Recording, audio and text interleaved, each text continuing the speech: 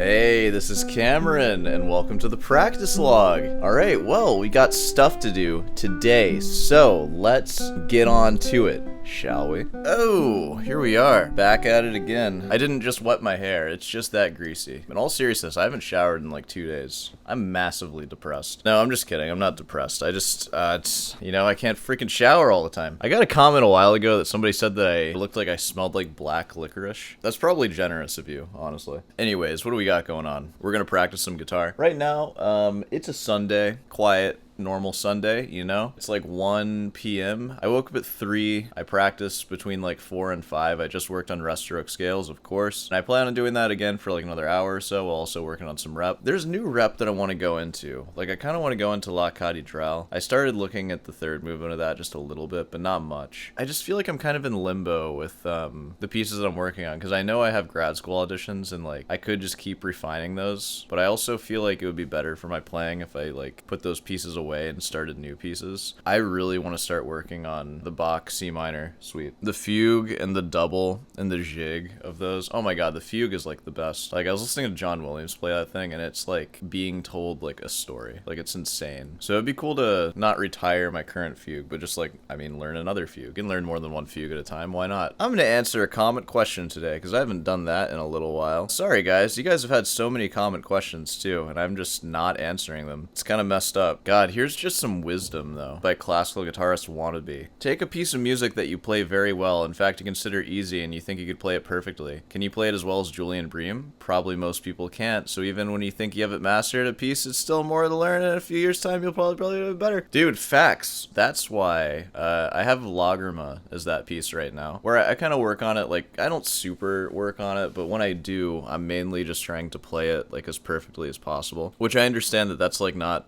the best thing to like think about when you're trying to make music. I'm not trying to make music with that. I'm trying to play it perfectly. So that's my practice with that. So I think that's important to do. Like, you should have easy pieces just like completely memorized, and you should be refining them. And like, it doesn't really matter what level you're at. Like, I don't care how bad you are. There's a piece that you can play that's easy. And even if it's not a piece, like a scale, like a 1 octave C major scale. Can you play a 1 octave C major scale just with no errors and like good tone, even at like a reasonable tempo? And that can be a piece. And then as you progress, like, you can make that piece like a Carcassi etude or a Lagrima or something like that. So yeah, no, I think there's something to that. Like, obviously it's not about perfection, but there is a fine line between like, there are too many errors for this to even be appreciated, and that's something that you have to work on as well. That's something that I have to work on. Yeah, and in the vein of perfection, I guess I was talking about perfection in this video or something. This was the David Russell reaction video. You guys watched that one? That one actually did pretty well. Which, wow, yeah, it has 3,000 views. That's actually very uplifting, because that tells me that maybe I could just react to classical guitar performances and become like a YouTube guy doing that, which is crazy to me, because that seems like it would be boring. I got 31 subscribers from that video, and it's made $8. Dang, son. But this one is from David Nefesh, friend of the channel, of course. I assure you that David Russell and others make mistakes, and this wouldn't be published had he had 1 or 2 glitches. Yeah, maybe so. It seemed like that was mostly one take. Like, he might have taken breaks, like, between movements. Well, he had to, because he recorded for, like, exactly 15 minutes, and we know that the cathedrals and had, like, a bell that told every 15 minutes. So I'm sure he recorded like between those and had to take some breaks and maybe did a couple of do-overs. But just the fact that you can, in a day, record an entire lute suite like that, and not only just not miss a note, but play it with like excellent like interpretation and just like complete mastery. And I don't know, I think that that level of perfection requires attention. Like, that doesn't just happen accidentally. So that's why I'm thinking about like perfection in much smaller ways. Like, to think about that in a lute suite, that's the highest level. It's a relative goal, I think. If 2 players do all of that really well, who gets to decide what is more perfection? That notion can even be justified. I got to see Jason Vaux last Sunday. Wow, bragging. All right, good for you, dude. And he was fantastic.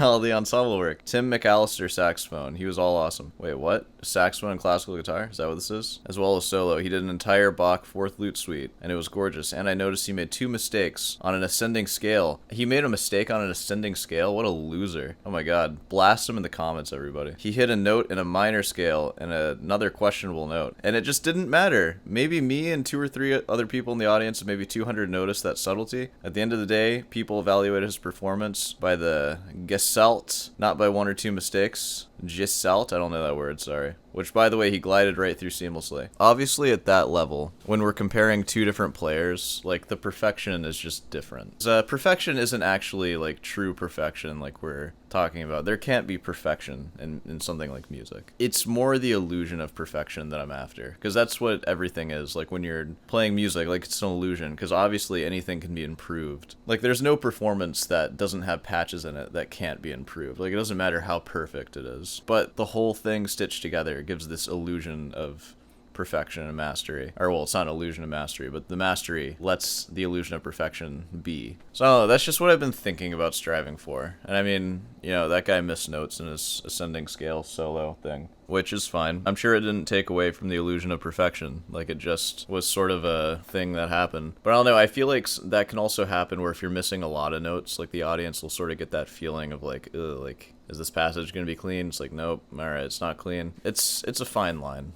You want to have as little of those as possible, I find. At least I want. And I want to wrap it up with this, and this will actually probably be what the video is about here. This is from the Karagini. This is from Karen. Hello, Karen. Friend of the channel. One of the longest standing friends of the channel. You've been around here for a while. You said, and you were referring to my new guitar. Beautiful sound. I too would be interested in a good old YouTube classic side-by-side comparison of your old versus new guitar. Think you got a deal on this one, but what do I know? Also, how long does it supposedly take for the spruce to open up? Happy playing. Maybe this video will be called good old YouTube side-by-side comparison of Cordoba versus luthier guitar. Yeah, I'll do that. How about that? Let's go to the actual chair, the old curse chair. We'll break out both of the guitars and we'll see what we got. So, I'll see you there. Oh, and before I get into it, stickers. They got stickers at Rutan's Delight. Get your shirts, all that stuff. All right, whatever. Let's actually compare these guitars like as fairly as possible. They're pretty similar guitars because they're both single top. One cedar, one spruce, obviously. Let's go over the MSRP for each of them. So for the Cordoba, for a C12, you're gonna pick that up with a case, like a $200 case. You're gonna get the whole package for $2,200.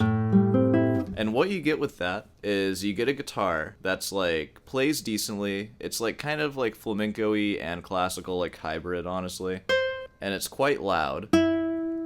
But the tone quality, I think, is not quite where I want it. Like, you can work with it to make the tone better. Oh yeah, and both of these guitars, I have them set up kind of similarly, so the strings are a little low. Now, this guitar, I bought it for $6,000, but keep in mind, these tuning pegs raised it by $1,100 flat. These are really expensive tuning pegs. And I got it in Brazilian rosewood, which increased the price by another $500. And I feel that that was like a pretty fair increase, because I think he'll usually do like $400. Like, that's part of the price of the guitar. And looking for like boards of Brazilian rosewood, you're gonna pay like $1,700 or something. So he only charged me $1,000 basically. But he also bought the Brazilian like a few years ago. So all in all, with this guitar, if you got it like no bells and whistles like I did, and it comes with a BAM case as well, which is like a $1,000 guitar case, you're getting this thing for $4,500. And without the value of the case, $3,500. So this is a very affordable guitar. Like, it's not very expensive. And you're also getting like a French polish, handcrafted instrument. Now, the obvious pluses of it is that it just simply, note for note,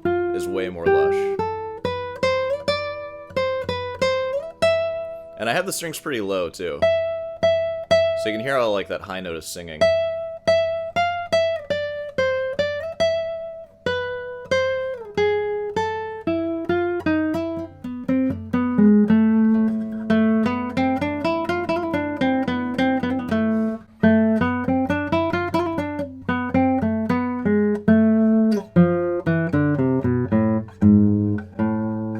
Being said, the actual instrument itself is double the price of the Cordoba. I think the Cordoba is like louder. Like, it is definitely louder, and I'll do like a side-by-side. I've also had this Cordoba for like 2 years, so I'm sure it's like opened up a bit since I first bought it. And I've literally, that guitar has been alive for like 2 months. So it has a lot of opening up to do. Both the strings are about equal. I think I have the same set of strings on both of them, and they're both like kind of dead. But all that being said, let me give you some examples of pieces, and I'll try to play them similarly.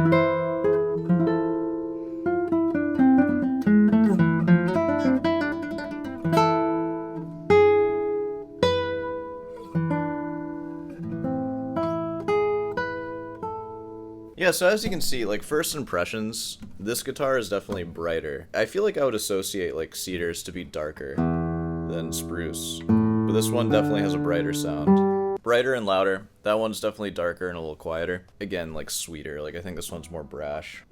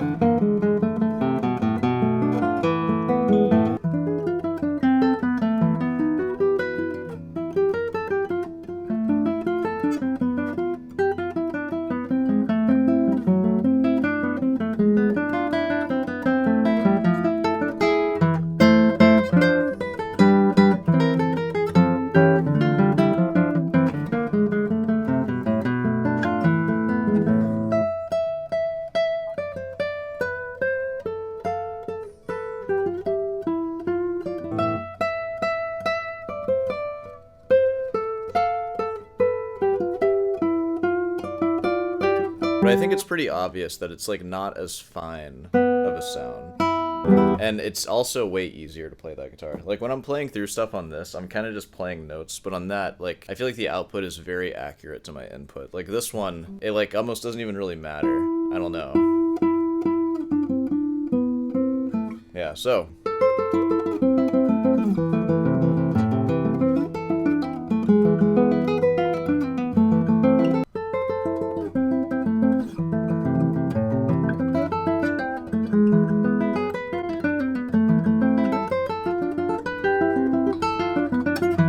I definitely find on that guitar you're rewarded for playing more musically. I feel like the quiets and louds come across as, like, more dynamic. It's a little more, like, fun to play. That guitar, when I play it, like, it feels good. Like, it's a good instrument. There is something about it that's a little less, like, refined feeling, though. But it is loud, like, when you strum all those open strings. Let's do an open string strum, actually. Yeah. More warm. Definitely not as many highs.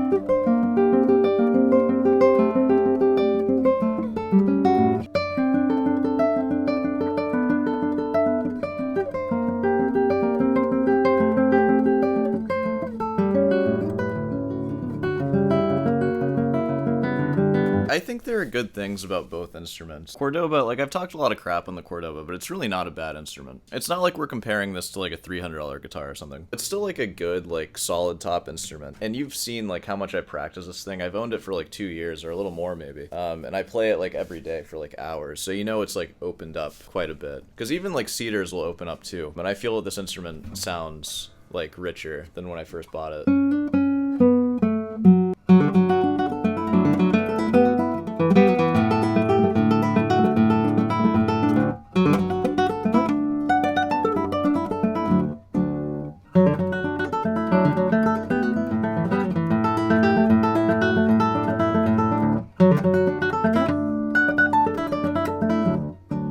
One more, we'll do a slow one.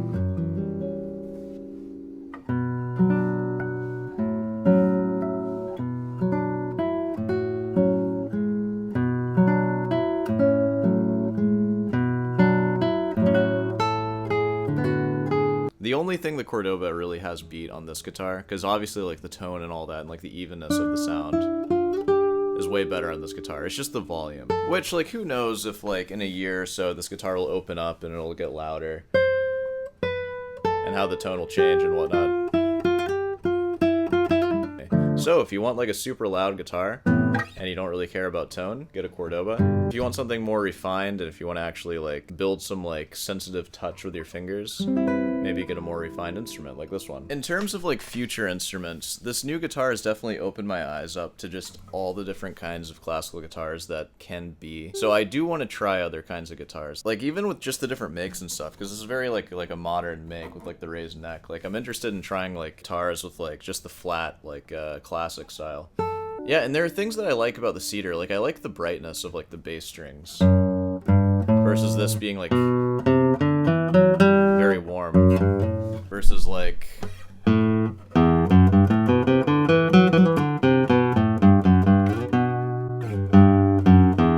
so I don't know, there are certain things. Like I would be interested in trying out like double tops of either like spruce or cedar. I just need to play a lot of guitars. But I mean, whatever I settle on in the future, I think that this guitar will be a really great like place for me to just keep building my skills, especially like through a master's degree, especially compared to like playing the Cordoba. There's still a lot of volume that I can get out of this guitar too, because I find that unlike the Cordoba, the guitar kind of rewards you for pushing harder.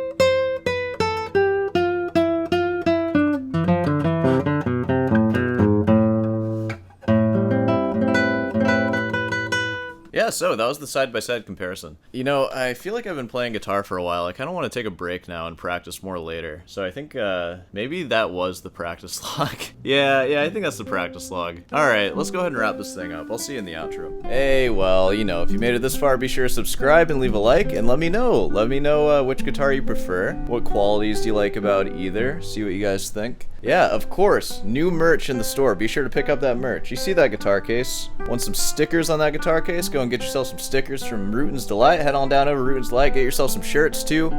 Discounted prices on the sweatshirts. Discounted prices. All the prices are discounted. You should see the originals. It's insane. Of course, guitar lessons. Let me know if you want some guitar lessons. Email in the description. Become a student of the channel. Be more than just a friend. Be a student. What else we got? Yeah, and feel free to leave any comment questions about anything. I'll answer them in the chair as best I can, and in the comment section. I don't tend to do that as much anymore these days. I'm sorry, I'm just super busy. But I love answering them in the chair. That's like my favorite thing to do. Alright, well, I think we can wrap it up here. So, I'll see you in the next one.